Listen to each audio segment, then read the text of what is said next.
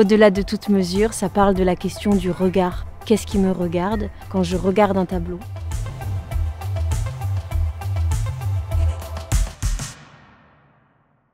Ce texte est né surtout d'une obsession, celle de la peinture, de cette familiarité avec l'ambiance du musée. Être regardé par des figures, ça ouvre une brèche, un chemin vers l'autre. Ça se passe dans un musée imaginaire sur une île à Venise et j'y ai mis dedans les œuvres dont j'avais besoin pour la dramaturgie. Donc il y a des œuvres du Caravage, de Lotto, de Bellini. Et donc c'est l'histoire de 3 personnages, un gardien et une gardienne. Un gardien qui est là depuis très longtemps. Il habite sur l'île Giudecca, c'est une île en face de Venise, et puis tous les jours il fait le même trajet et il vient travailler au musée. Et puis il y a Marie qui est gardienne depuis environ 6 mois, elle vient d'ailleurs, de France, d'une vie un petit peu compliquée, et elle se retrouve là. Et Violaine va venir chaque jour en visite dans ce musée pendant 7 jours. Donc les personnages arrivent avec leur histoire dans ce musée. Soit ils traînent quelque chose qui leur appartient pas, qui est lié au passé familial, leur origine, etc.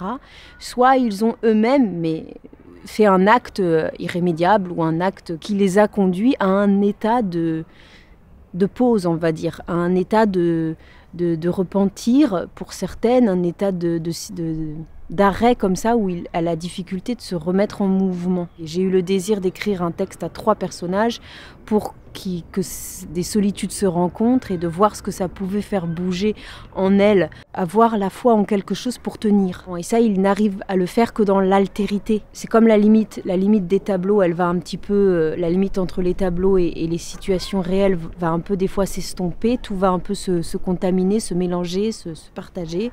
Et bien dans l'espace, c'est pareil, il y a la salle de repos, une salle de repos avec une machine à sandwich et une bonbonne d'eau toujours vide. Dehors, c'est l'Acqua Alta, c'est Venise, l'eau monte. Et à côté de cette salle de repos, ou à l'intérieur, il y a la salle de musée. Donc, il y a comme le trivial d'un espace assez basique et le sublime qui se rencontrent, ça se côtoie. Et dans l'écriture, il y a des choses très, très, très simples, mais jamais non plus naturalisées. Et puis il y a des moments plus lyriques dans l'écriture. Donc la musique, elle est importante elle aussi. On a Schubert. Et puis on a des choses, c'est assez hétérogène parce qu'après il y a The Smiths, voilà. Donc et puis Van Morrison. Donc mais c'est des morceaux choisis qui interviennent à des moments précis parce qu'il faut aussi dire qu'il y a un rapport à la danse dans ce spectacle et au corps avec Giovanni.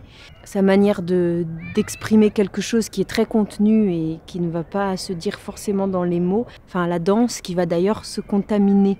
En fait c'est vraiment un système où l'autre déteint sur l'autre et puis voilà.